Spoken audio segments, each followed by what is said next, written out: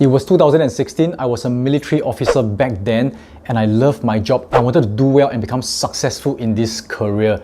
So that day, when my boss told me to enter the office, I didn't know at that point in time, but that meeting was a huge turning point in my life. When I went to the office, my boss passed me a book and told me to read it. It was a book called Creating Wealth by Robert G. Allen. This book talks about wealth principles, and in less than 10 years, in 2013, I'll be speaking alongside Robert G. Allen himself, and I'll be regarded as a wealth expert. So this was one of the first books I read and understood the wealth principles that is seldomly taught. And that's the reason why many people don't ever become wealthy. I'm not saying that monetary wealth equals to success, but I think that all of us, if we understand the wealth principles, we can at least have a choice to what we want to actually achieve in life. So I'm going to explain to you what's the wealth principles, and whether you like it or not, you are in the game and you can see how you want to participate in it. So let me explain. The amount of wealth that we get is actually proportionate to the amount of value that we provide to the world. And this amount of value, you can measure it by quality multiplied by quantity.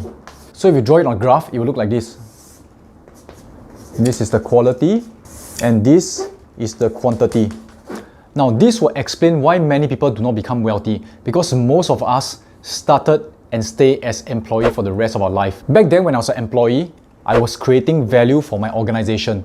In order to become more successful and wealthier, I can increase my value by working harder or upgrading myself. Example, by studying masters, going for a PhD, learning new skills and increase my value. The only issue is, even if my quality increase, the quantity of people I'm serving is only one, my employer. Some of us can become wealthy through employment because as we scale our value, we climb out this thing called the corporate ladder. And some of us may reach the top. And when you reach the top, as a CEO, as a C-suite, a CFO, that's where your wealth increase as well. But as you climb the corporate ladder, you're going to ask yourself 3 questions. The first question is this: does your company has the potential to grow? Because if you're working for a small company, even though you reach the top, it will still be a small portion of wealth. The second question you ask yourself is the company structured to reward the employees? Because for example, like Google and Facebook, they rewarded the employees, and as the company grow, the employees become wealthy as well. And the third thing is this: does the company recognize your value? There are some very talented people who are never recognized. So these are 3 important questions you've got to ask yourself. And let me share with you, the chance of becoming rich through employment is not very high. Only few will reach the top, and it will also take a certain amount of luck for you to find a company that has the potential to grow, structure it to reward their employees, and also recognize your value for it.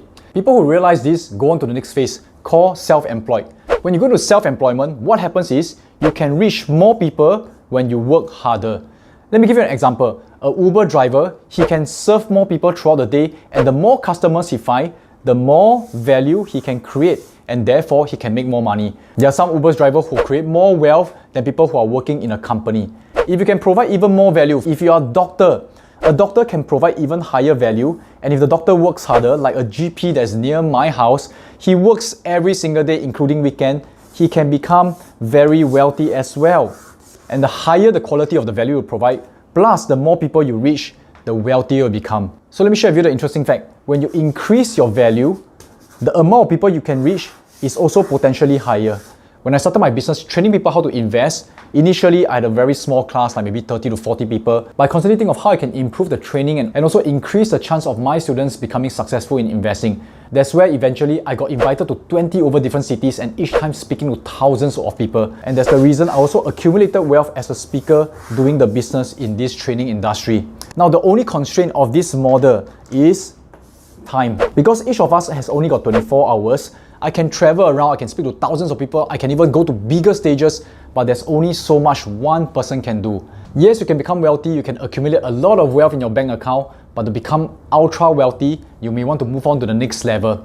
And to break through the time constraint, you got to learn how to scale your value. And we can scale using 2 things. I call them the 2 T. Through team or through technology. Now, the first T, team, it means that we scale through people. So what do I do when I hit a barrier? I cannot keep traveling every single day for the rest of my life. I begin to train up talented people to actually do what I do. Now with more talented investors and speakers, I was no longer limited to my time. We can actually scale and reach even more people in one weekend. I remember in one weekend, we can reach even 7 countries in multiple different languages. And that's where the value increases, and so did my wealth. In fact, using this method, I built a company that was eventually worth $10 million. But let me share with you the more powerful thing, the next T, which is technology.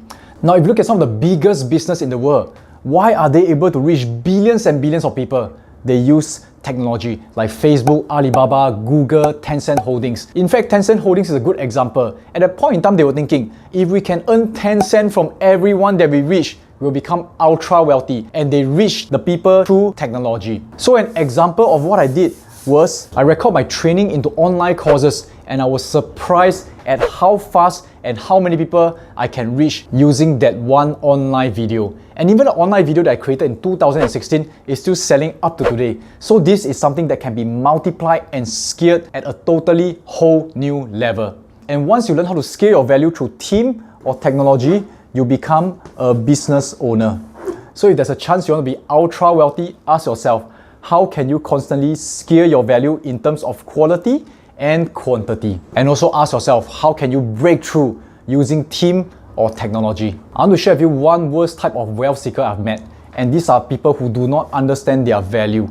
The worst type of entrepreneur or business owner are those who jump from one idea to the other idea, thinking that the next idea will make them rich. I want to share that I was guilty in my earlier days, and when I jumped from one idea to the other idea, I do not have enough time to increase the quality of that value and also to learn how to scale that particular value. So each time you throw a new idea, you are starting all over again to learn how to scale this whole entire model. It's really okay to learn new things, but you have to know what you are good in and focus on providing that value. Like a military saying goes, know yourself, know your enemy, 1,000 battles fought, 1,000 battles won. The important step is to start by understanding yourself and what kind of value can you provide. Now lastly, if you have heard of this idea called the ESBI quadrant, a famous quadrant that's created by Robert Kiyosaki, you realize that E stands for employee, and as an employee, there's only so much you can do. As self-employed, you can do a little bit more, but there's a constraint of time. B business owner is where you can become ultra rich. So the cash flow quadrant is asking people who want to become wealthy to learn how to jump from E, S to B and also I. Now what is I? I is actually investing.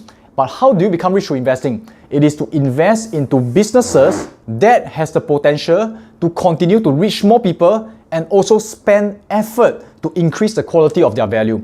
So some of the famous investors like Warren Buffett, Peter Lynch, we look for businesses that has the potential to grow and reach even more people, either through team or technology, and also at the same time constantly improve their quality. And as the business grow, our wealth will grow together with it. The worst kinds of businesses to invest in are those who are constantly distracted, do not understand their value, and jumping from one business to the other. One day they are selling cars, the next day they are selling properties, and the next day they are actually going into fashion. So this is the wealth formula. If you are wondering how the ultra rich become so rich, I hope I've provided some answer, and you can also think about how you want to participate in this wealth formula. Whether you like it or not, you are part of it. So like my boss who care for me, wanting me to do well, not wanting me to spend 20-30 years of my life not understanding this wealth principle and regretting later. This is something I hope I did for you as well. So I just want you to have a choice and start doing well right now. I hope you have learned something. Tell me what you have learned and let's achieve financial joy together.